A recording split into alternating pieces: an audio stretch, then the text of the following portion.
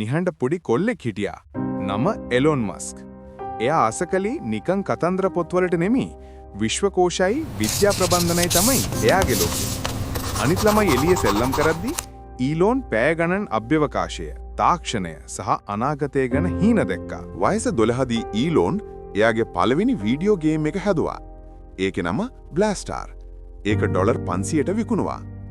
එතකොට එයාට තේරුණා හිතන්න පුළුවන් නම් හදන්නත් පුළුවන් කියලා. ඒ ජීවිතේ ලේසි වුණේ නැහැ. ඉස්කෝලේදී එයාට හිරිහැර කළා.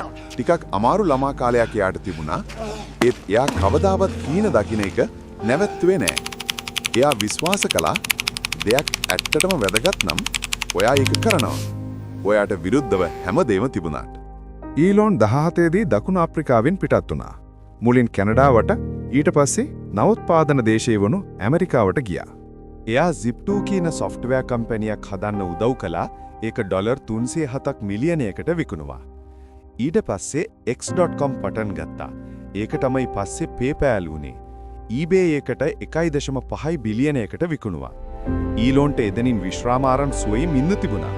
ඒත් ඒ වෙනුවට එයා ලෝකය වෙනස් කරන්න ආයෙත් හැමදේම අවධානමේ දැම්මා. එයා ඉලෙක්ට්‍රික් කාර් හදනවා කිව්වම මිනිස්සු hina වුණා. ඒක අපරාධ වැඩක් කියලා කිව්වා. ඒත් ඊලෝන් ටෙස්ලා හැදුවා. ලස්සන විදුලි වාහන හැදුවා. හැමෝටම වැරදි බව ඔප්පු කළා. අද ටෙස්ලා තමයි ගෝලීය විදුලි වාහන විප්ලවයේ ඉදිරියෙන් ඉන්නේ. බලශක්තියත් පෘථිවියත් බේරනවා. ඊළඟට එයා SpaceX පටන් ගත්තා. එයාගේ හීන උනේ මිනිස්සු ග්‍රහලෝක කිහිපයක ඉන්න පුළුවන් ජාතියක් බවට පත් කරන එක. මුල් කාලයේදී එයාගේ රොකට් 3 පාරක් පුපුරා ගියා. බංකොලොත් වෙන්න කලින් තිබුණේ එකම අවස්ථාවක්. ඒ රොකට් එක ජයග්‍රහණය කළා. අද SpaceX වලින් ගගනගාමීන්ව අභ්‍යවකාශයට යවනවා, රොකට් ආයෙත් පොළවට ආරක්ෂිතව ගේනවා.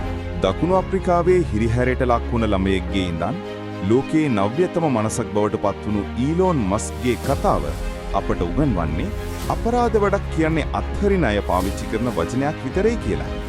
එයා අපට මතක් කර දෙනවා අදිෂ්ඨානීය හරිම වැදගත්.